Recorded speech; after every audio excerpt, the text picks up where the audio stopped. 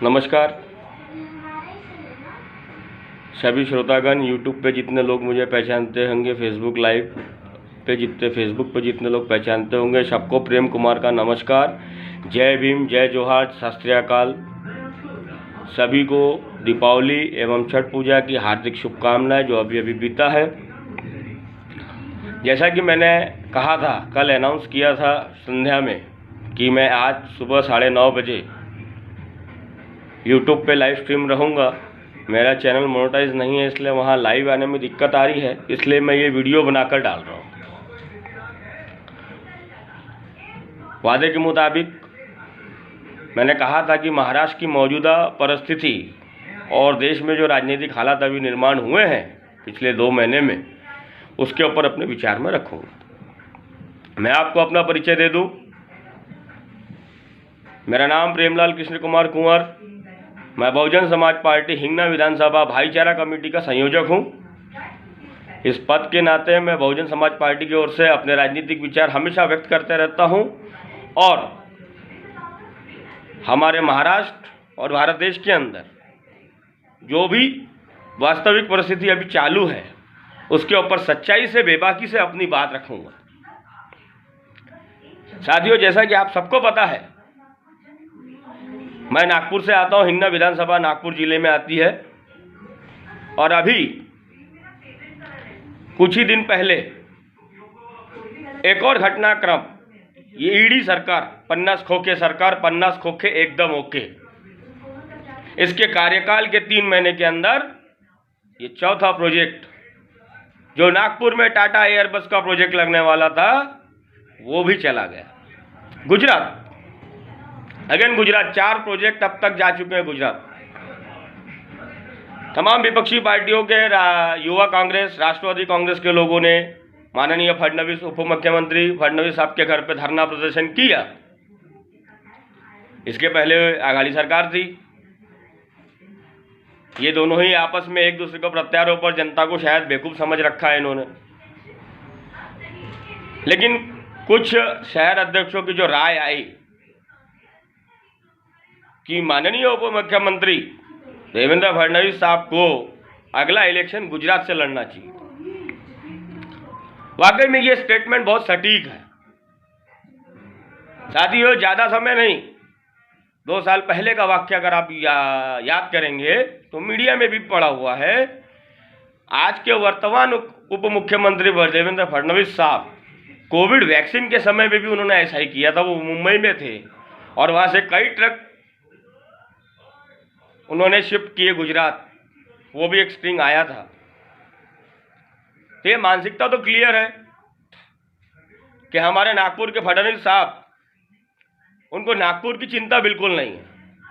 नागपुर छोड़िए, उनको महाराष्ट्र से भी लेना देना नहीं है। जिस महाराष्ट्र प्रदेश के 5 साल वो मुख्यमंत्री रहे, उस महाराष्ट्र से 4 प्रोजेक्ट बाहर चले जाते हैं और वो चुप, कोई क्रिया नहीं। आप बहाना बना रहे हो। अरे जिस महाराष्ट्र में आपने 5 साल शासन किया,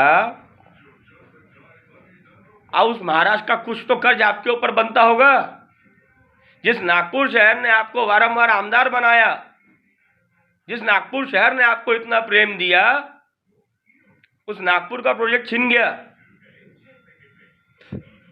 आप चुप हैं, कोई एक्शन नहीं। नागपुर का युवा आपसे प्रेरित हुआ करता था, आज नागपुर के युवा के साथ छल किया गया। आप जब पुनः उप मुख्यमंत्री बने तो नागपुर के युवाओं में एक आशा की किरण जागी थी कि हमारे शहर के उप मुख्यमंत्री साहब कुछ ना कुछ तो रास्ता खोलेंगे हमारे लिए, क्योंकि नागपुर का कोई भी विधायक, जो भी नागपुर का विधायक मंत्री बना है, उसने नागपुर को कुछ ना कुछ जरूर दिया है। लेकिन एकदम आशा से परे। वाकई में फडणवीस साहब को अगला इलेक्शन गुजरात से लड़ना चाहिए। एक व्यक्ति विशेष की कितनी भक्ति करेंगे आप और सत्ता के मोह के लिए? अशोभनीय लगता है। नागपुर शहर में तमाम विपक्षी पार्टियों के सभी अध्यक्षजन और मैं, मेरी स्वयं की पार्टी बहुजन समाज पार्टी के जिला अध्यक्ष संदीप मेश्राम जी, इनसे अनुरोध करूंगा कि वो एक आदेश जारी करें नागपुर जिले की पूरी 12 विधानसभा के अंदर में सभी कार्यकर्ताओं को निर्देश जारी करे अध्यक्षों के साथ कि धरना प्रदर्शन लोकतांत्रिक तरीके से धरना प्रदर्शन किया जाए और ये जो प्रोजेक्ट गया है अभी नागपुर से ये वापस आना चाहिए। महाराष्ट्र प्रदेश के अध्यक्ष एडवोकेट संदीप ताजने साहब, बहुजन समाज पार्टी हिंगना विधानसभा का छोटा सा कार्यकर्ता, भी आपसे अपील करता है कि आप महाराष्ट्र लेवल पे, पूरे प्रदेश लेवल पर इस मुद्दे को उठाइए और लोकतांत्रिक तरीके से तब तक संघर्ष हमको करना है जब तक ये प्रोजेक्ट वापस नहीं आता नागपुर में। पिछले 8 साल में नागपुर के साथ सौतेला व्यवहार हो रहा है। नागपुर का युवा निराश है।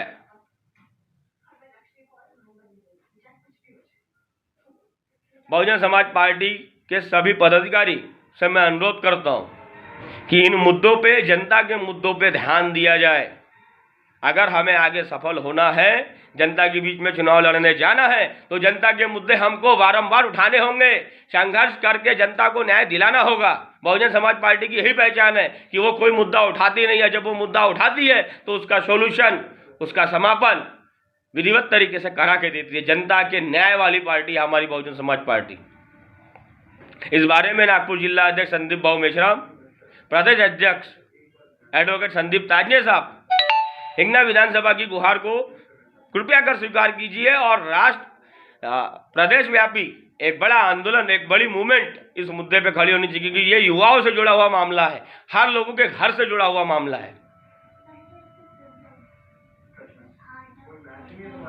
महाराष्ट्र में सत्ता का नंगा नाच चालू है। पन्ना खो के एकदम होके सटीक बात बैठती है। अभी अभी ताजा तरीन आपको पता चला होगा, महाराष्ट्र के पूर्व मंत्री और अभी शिंदे सरकार के समर्थक आमदार बच्चू कडू जी और अमरावती के विधायक रवि राणा जी, इनके बीच में जो विवाद हुआ, क्या अब ईडी सीबीआई की आंख पे पर्दा पड़ गया है? दिखाई नहीं देता उनको? क्या सुनाई भी नहीं देता? रवि राणा आमदार होके, एमएलए होके क्लियर कट बोलते कि बच्चू कडू साहब ने पैसे लिए गुवाहाटी जाने के लिए, और बच्चू कडू साहब प्रेस कॉन्फ्रेंस करके, प्रेस वार्ता करके अनाउंस करते हैं कि 1 तारीख तक आप माफी मांगे, नहीं तो फिर मैं खुलासा करूंगा, सबूत पेश करें। क्या ईडी, सीबीआई और आईटी इनके कान बंद है, आंखें बंद है, नहीं दिखाई देता? लीजिए दोनों विधायकों को रडार पर, सच्चाई आपके सामने आ जाएगी, किसको कितने पैसे मिले हैं। क्या ईडी, सीबीआई और income tax department Bharatiya Janata party का गुलाम हो चुका है क्या? मोदी जी का गुलाम हो चुका है क्या? वो निष्पक्ष रहा नहीं क्या? ये जो ताजा तरीन घटनाक्रम महाराष्ट्र के अंदर देखा जा रहा है, महाराष्ट्र बिना नाथ का हो गया है। महाराष्ट्र का कोई नाथ नहीं है। मानो महाराष्ट्र देश की आज कठपुतली बन चुका है। भारतीय जनता पार्टी के तमाम नेतागण और यहाँ के लोकल विधायक जिन्होंने जनता को मूर्ख बनाया, वो इस तरह से महाराष्ट्र को नचा रहे हैं जैसे महाराष्ट्र खिलौना हो गया है पूरे देश के अंदर।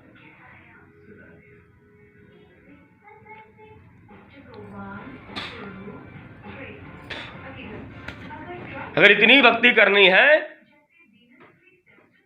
तो एक बार में महाराष्ट्र को बेच डालिए आप। ताजुब की बात है, राज ठाकरे साहब का भी स्टेटमेंट आया, बहुत शालीन स्टेटमेंट आया, उसमें कोई दम नहीं है।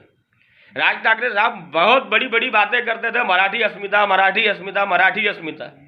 आज कहाँ गई आपकी मराठी अस्मिता? महाराष्ट्र से 4 प्रोजेक्ट बाहर चले गए, आप तो उग्र नहीं हुए, आप तीव्र नहीं हुए। मैं आपको उग्र और तीव्र होने की बात ही नहीं कर रहा हूं। भारत में लोकतांत्रिक व्यवस्था स्थापित है, आप लोकतांत्रिक तरीके से उस प्रश्न को उठाइए ना। कहाँ है मनसे के कार्यकर्ता? क्यों नहीं सड़क पर आते? आइए सड़क पे, और आप भी आइए। राज ठाकरे साहब को आंदोलन करना चाहिए। मराठी अस्मिता के साथ खिलवाड़ हो रहा है और सारे महाराष्ट्र के लीडर चुपचाप बैठे हैं। कोई असली महाराष्ट्रियन लीडर बचा नहीं क्या महाराष्ट्र के अंदर?